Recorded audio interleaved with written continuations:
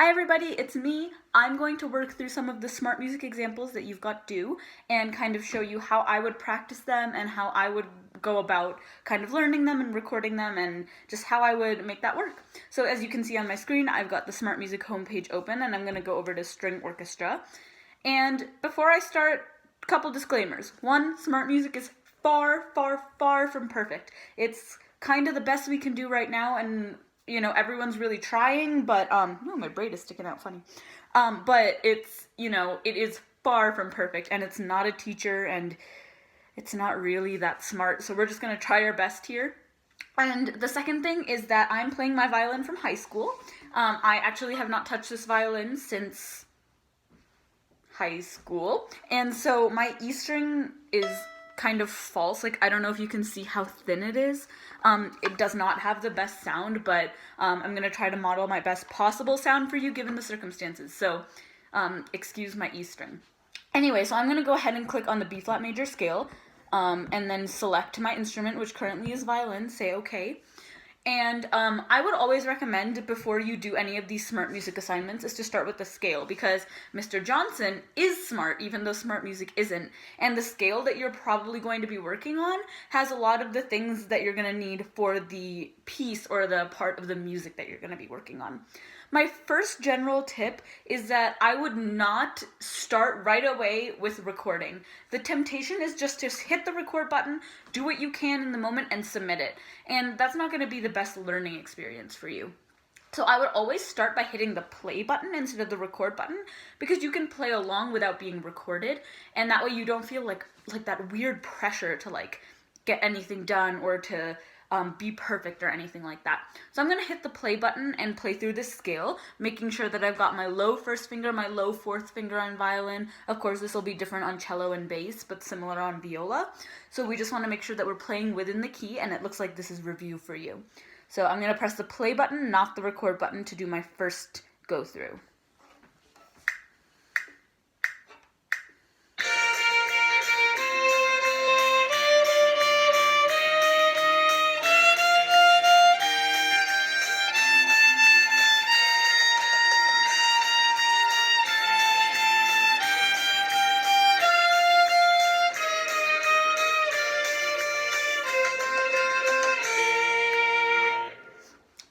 A couple of mistakes even I made. My first finger was kind of all over the place. I started in the right place, and then when I went to play F natural on my E string, so my, let's see, 1, 2, 3, 4, the fifth note of the scale, it wasn't in tune. And then when I was coming back down, my B flat was too low as well. So I'm really glad that I played it once without hitting the record button, because now I know that those are trouble spots for me, and that's something that I want to go ahead and work on. So I'm going to go ahead and press record. And if I were actually recording this assignment to submit it, I might do the play button more than more than once. I might do it 3 or 4 times to make sure that I've got it right. For time's sake right now, pretend I've done it a couple times and I've really keyed into those mistakes, and I'm going to go ahead and record it this time.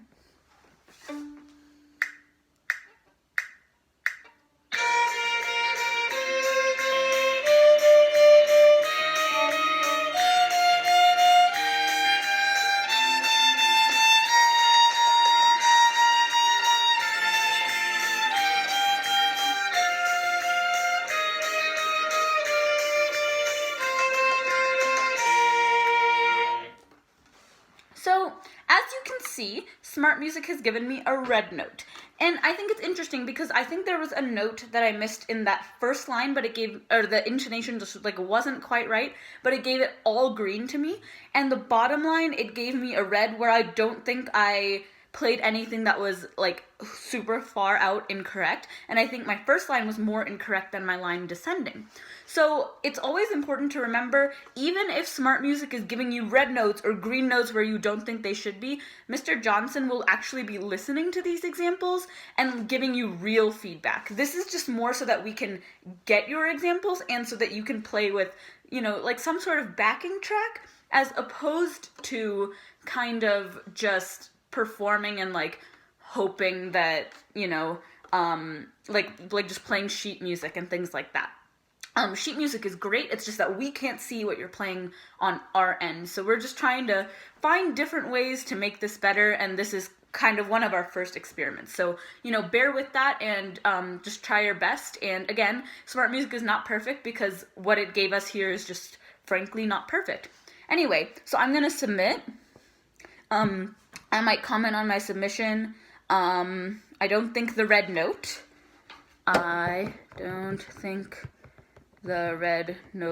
was one I missed, but my first finger was not always in the right place. Oops, right or in tune. And then I'm going to submit it, and that way Mr. Johnson kind of has an idea of what I did struggle with that time, and then he can send me tips and tricks to help me with that. So it's going to upload. It takes a second. Submission, submission, submission. And, you know, the longer the video, the longer it takes to upload. There we go. Uploaded. It says I've got 98%, but, you know, Mr. Johnson's going to go take a listen to that. So I'm going to close, and then I'm going to go over back to my home string orchestra, because that's the class that you already will have, and click on the Mountain Deer Chase, because that's the other thing that's due coming up here soon on April 10th. Select my instrument, and what do you know? We've got B flat major again. So it's, you know, always good to work on that scale first. I don't know this song at all, so I'm going to hit the play button and kind of listen to the recording.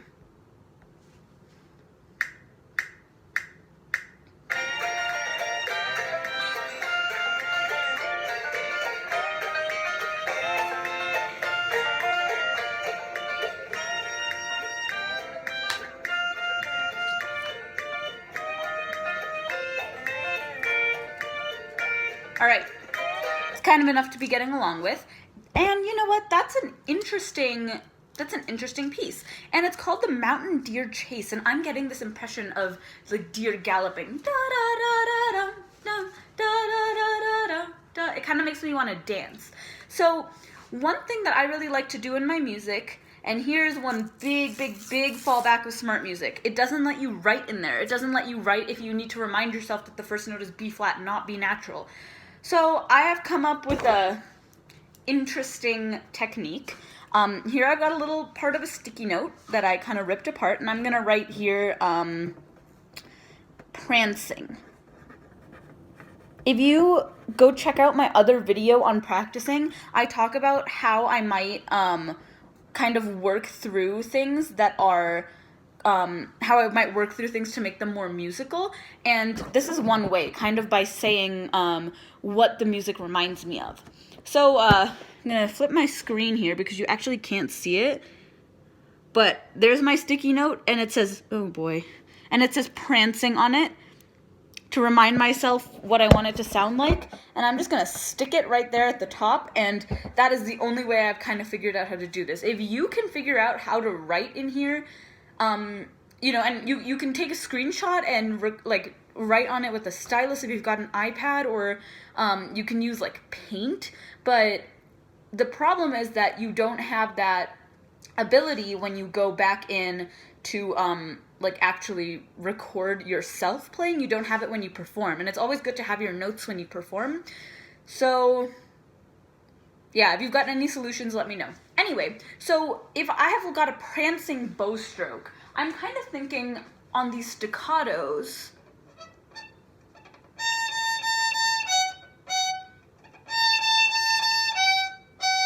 so it's short and stopped, but it still has a ringing sound to it. So I'm going to try that again.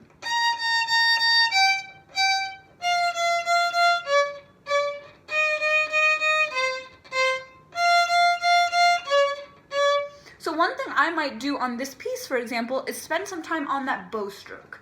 Here's an easy note to try it on.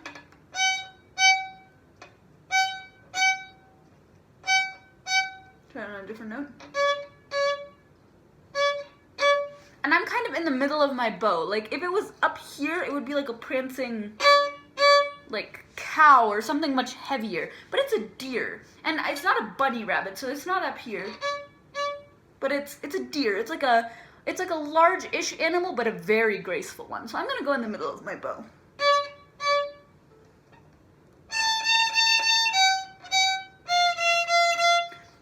First finger not low enough again. Try that again.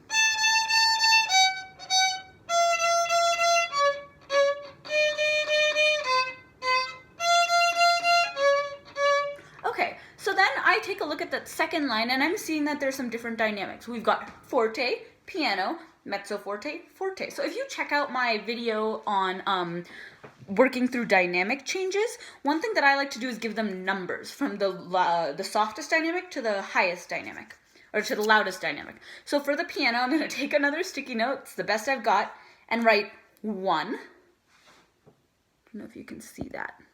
Just the number 1, and I'm going to put that next to the piano dynamic so that I know, oh boy, it's kind of sticking, so that I know when I go to play that it's one of the softer ones, or really the softest one.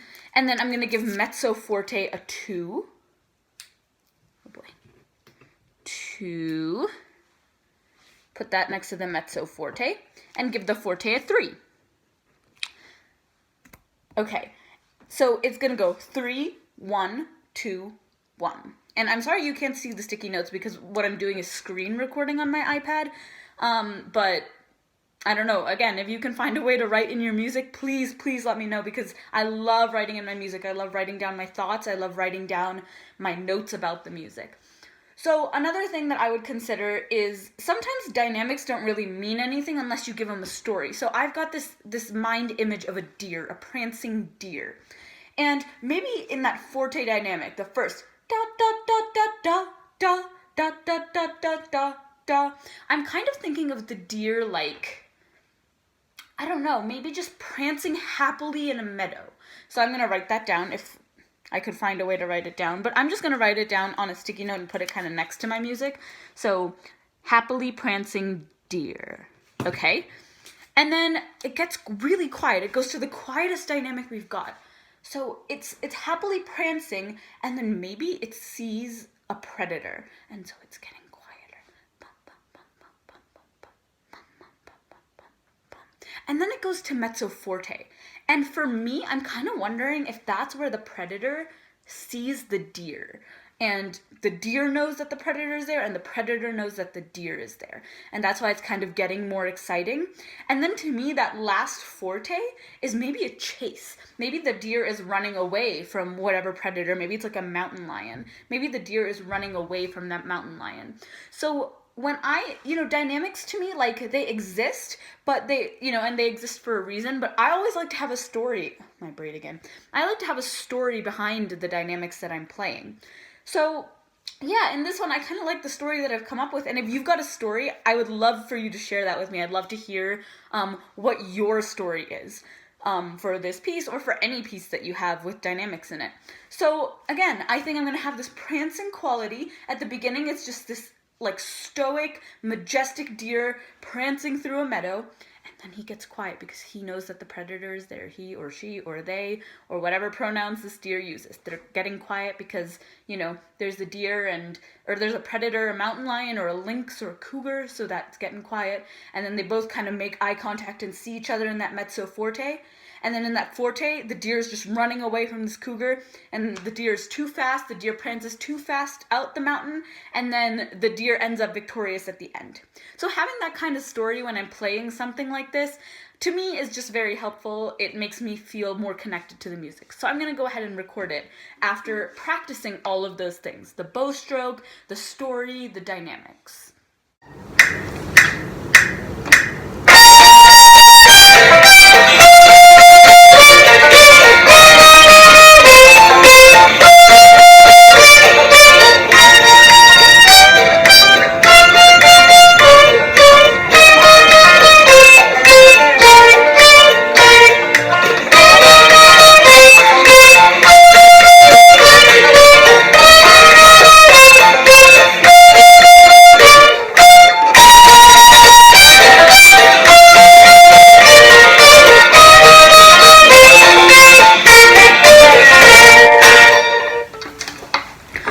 So one thing you'll notice is that I've got a lot of red notes, and some sometimes if you're playing short, Smart Music can't hear the pitch that you play. So I'm going to actually go back and listen to it and see if I agree with the red notes.